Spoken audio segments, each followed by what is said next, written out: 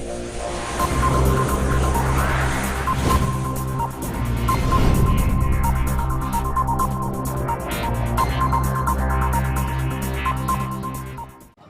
दोस्तों, आपके अपने YouTube channel all in one state 120 में आप सभी लोगों का स्वागत है। आज हम वापस आपके लिए लेकर आए हैं गद्यांश से संबंधित कुछ महत्वपूर्ण गद्यांश जो पार्ट 1 से रिलेटेड है। पार्ट 1 का नाम मैं और मेरा देश। वैसे इस पार्ट के हम क्वेश्चन आंसर पिछले वीडियो में बता चुके हैं।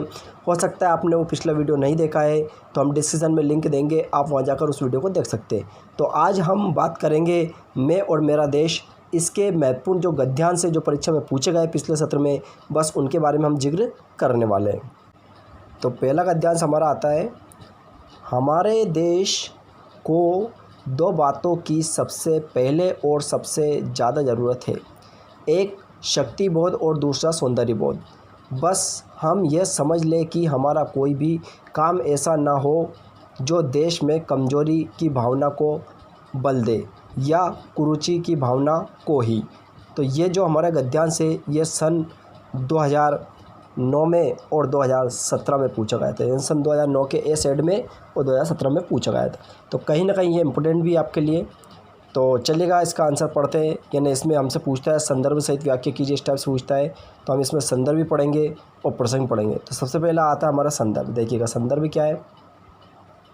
संदर्भ है दिया गया गद्यांश। यानी गद्यांश एग्जाम में आता है गद्यांश लिखे, पद्यांश आता है पद्यांश, लेकिन हम किसकी बात कर रहे हैं, गद्यांश की। तो हम सबसे लिखेंगे दिया गया गद्यांश हमारी पाठ्य पुस्तक के मैं और मेरा देश। यानी कौन सा चैप्टर है हमारी पाठ्य पुस्तक का, मैं और मेरा देश। तो ये आपको थोड़ा अच्छे से लिख देना है ना।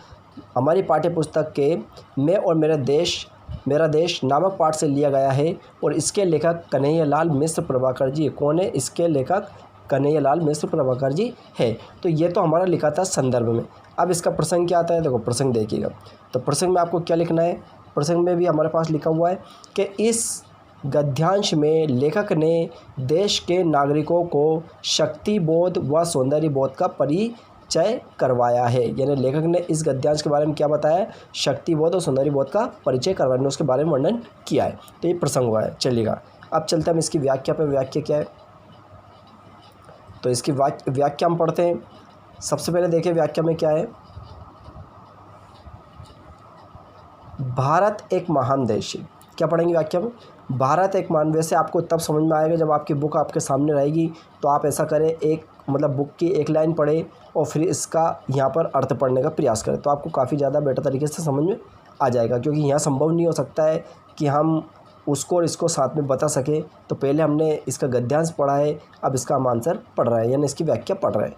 तो व्याख्या है, भारत एक महान देश है, इसे और महान बनाने के लिए लेखक प्रभाकर जी कहते हैं कि हमारे देश की उन्नति के लिए दो बातों की सबसे अधिक आवश्यकता है, पहला शक्ति बोध और दूसरा सौंदर्य बोध। राइट, इसके नीचे लिखना है आपको, नीचे की लाइन से लिखना है, जैसे मैंने लिखा है इसी टाइप से आपको लिखना है।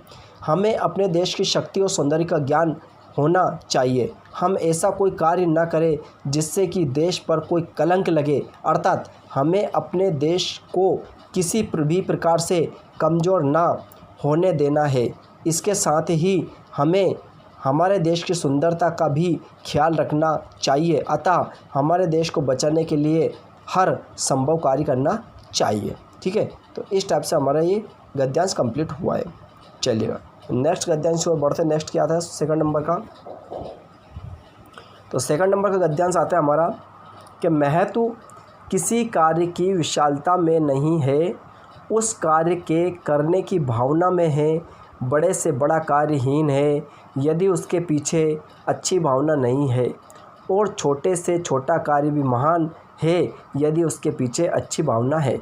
यानी कहने का मतलब ये है, इस पाठ के माध्यम से यानी इस गद्यांश के माध्यम से कवि कहता है कि हम छोटा कार्य करें या बड़ा कार्य करें, लेकिन उसको अच्छे मन से करें या मन की भावना से करें तो वो कार्य हमारा सफलतापूर्वक निश्चय रूप में अच्छे से हो जाता है, चाहे वो किसी प्रकार का कार्य कठिन हो या सरल हो। तो इस प्रकार से बताया गया है। तो ये जो गद्यांश हमारे पास दिया हुआ है ये आपका सन 2014 के एग्ज़ाम में पूछा गया था। ठीक है, तो सबसे पहले तो अपन पढ़ते हैं इसका संदर्भ प्रसंग। तो देखिए संदर्भ क्या है।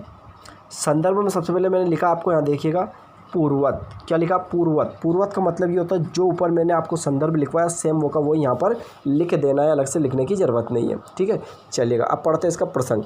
तो प्रसंग क्या? प्रसंग देखिएगा नीचे प्रसंग लिखा है कि इस गद्यांश में लेखक ने भावना से बड़ा किसी को नहीं बताया, यानी भावना से बड़ा कोई चीज़ नहीं है, भावना से बड़ी कोई वस्तु नहीं है, इस टाइप से लेखक ने बताया, ये आपको बताना है। ठीक है ना, चलेगा। इसके आगे पढ़ते हैं हम। इसके आगे देखते हैं हम क्या है, व्याख्या। तो व्याख्या में क्या कह रहा है देखते हैं। व्याख्या कह रहा है हमारे सामने यहाँ पर, लेखक अपने जीवन के अनुभव के आधार पर कहते हैं, लेखक ने जो अपने जीवन में अनुभव किया है उसके आधार पर कहते हैं, क्या कहते हैं कि कार्य छोटा हो या बड़ा, कार्य का गौरव इस बात पर निर्भर करता है कि हमने उस कार्य को कितने मन की भावना के आधार पर किया है। मतलब कभी ये कहना चाहते हैं कि कार्य भले कोई सा भी हो, लेकिन हम मन की भावना के आधार पर अगर करेंगे तो वो कार्य हमारा निश्चित सफल होगा। यानी किस बात पर निर्भर करता है? यानी मन की भावना के आधार पर किया जाना चाहिए। आगे पढ़ते आगे क्या लिखा है। तो आगे यहाँ पर लिखा है हमारे पास कि क्योंकि, आगे क्या लिखा है? क्योंकि कभी कभार हमने देखा है, आपको भी पता होगा, तो लिखा है क्योंकि कभी कभी छोटा सा कार्य महानता का परिचायक हो सकता है और कभी कभी बहुत बड़ा कार्य हीनता का कारण बन सकता है। अतः स्पष्ट है कि कार्य छोटा हो या बड़ा, यदि उसको दृढ़ इच्छा शक्ति अर्थात मन की भावना को जागृत करके किया जाए तो वह कार्य निश्चित रूप से महान कार्यों में से एक होता है, अगर उसके पीछे कर्ता यानी व्यक्ति की भावना पवित्र एवं महान है तो। यानी इस में गद्यांश में कवि ने बोला है कि यदि हम कोई सा भी कार्य करें उसको अगर अच्छे से मन से करें, दृढ़ इच्छा शक्ति के आधार पर या मन की भावना के आधार पर करें, तो वो कार्य भले कितना ही कठिन क्यों ना हो और वो कार्य हमारा सफल हो जाता है। लेकिन उसके लिए हमारा मन यानी हमारी जो भावना है वो पवित्र और महान होना चाहिए। ठीक है, चलिएगा इस पार्ट का नेक्स्ट गद्यांश पढ़ते हैं। नेक्स्ट गद्यांश क्या है? नेक्स्ट आता है आपका गद्यांश, मैं अपने देश का नागरिक हूँ। बहुत इंपॉर्टेंट है, ये देख ले आप, अच्छे से कर ले। मैं अपने देश का नागरिक हूँ और मानता हूँ कि मैं, मतलब मैं खुद मानता हूँ, ये कह रहा है कि मैं अपने देश का नागरिक हूँ और मानता हूँ कि मैं अपना देश हूँ। मैं मानता हूँ कि मैं अपना देश हूँ। जैसा मैं अपने लाभ और सम्मान के लिए हर एक छोटी छोटी बात पर ध्यान देता हूँ, वैसा ही मैं अपने देश के लाभ और सम्मान के लिए भी छोटी छोटी बातों पर ध्यान दूँ, है ना। फिर आगे पढ़ते आगे क्या कह रहा है, ध्यान दूँ, ये मेरा कर्तव्य है और जैसे मैं अपने सम्मान और साधनों में अपने जीवन में सहारा पाता हूँ, वैसे ही देश के सम्मान और साधनों से भी सहारा पाऊँ। ये मेरा अधिकार है। बात यह है कि मैं और मेरा देश दो अलग अलग चीज़ तो है ही नहीं, मतलब मैं और मेरा देश दो अलग अलग चीज़ ही नहीं है, मतलब वो एक ही है, कहने का मतलब ये। और ये जो हमारा गद्यांश हमने पढ़ा है 2010 में और 2012 में पूछा गया था, कहीं ना कहीं ज़्यादा बहुत इंपॉर्टेंट भी है, तो इसको आप अच्छे से कर लें। तो चलिएगा इसका संदर्भ प्रसंग दोनों पढ़ते हैं हम। तो संदर्भ में भी देखो यहाँ पर क्या लिखा है, पूर्वत। पूर्वत का मतलब वही जो ऊपर लिखा आपने वो का वही आपको यहाँ पर लिख देना है। इसके बाद पढ़ते हैं इसका प्रसंग। प्रसंग देखिए क्या है, प्रसंग है, इस गद्यांश में लेखक ने बताया है कि देश का सम्मान और नागरिक का सम्मान अलग अलग नहीं है, मतलब दोनों का सम्मान एक ही है, कोई अलग अलग नहीं है। चलो इसकी पढ़ते हैं हम व्याख्या। व्याख्या क्या है? तो व्याख्या हमारे सामने देखिएगा, इसकी व्याख्या हम पढ़ेंगे। सबसे पहले व्याख्या में आ रहा है हमारे पास, लेखक के अनुसार, क्या कह रहा है, लेखक के अनुसार प्रत्येक व्यक्ति को समझना चाहिए कि मैं अपने देश का नागरिक हूँ और ये देश मेरा है, मतलब हर एक व्यक्ति को ऐसा समझ लेना चाहिए। जिस प्रकार मैं अपने लाभ और सम्मान के लिए प्रत्येक छोटी छोटी बातों पर ध्यान देता हूँ, उसी प्रकार मैं अपने देश के लाभ और सम्मान के लिए भी प्रत्येक छोटी छोटी बात पर ध्यान दूँ, ऐसा कह रहा है। इसके आगे फिर और कवि क्या कह रहा है, पढ़ते हैं इसके आगे। इसके आगे कह रहा है कि व्यक्ति को ये अच्छी तरह से समझ लेना चाहिए कि जिस प्रकार मैं अपने सम्मान और साधनों से अपने जीवन में सहारा पाता हूँ व अपने जीवन में उन्नति करता हूँ, उसी प्रकार मेरा देश भी सम्मान पाए व उन्नति के शिखर पर पहुँचे। अतः मैं और मेरा देश दो अलग अलग चीज़ नहीं है, व्यक्ति और देश एक दूसरे से जुड़े हुए हैं।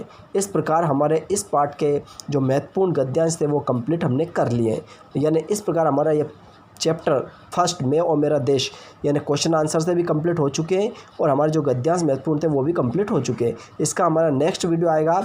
अब नेक्स्ट चैप्टर हम लेके आएंगे, जब तक के लिए आपको इसकी तैयारी कर लेना है। तो पूरा वीडियो देखने व सुनने के लिए थैंक्स।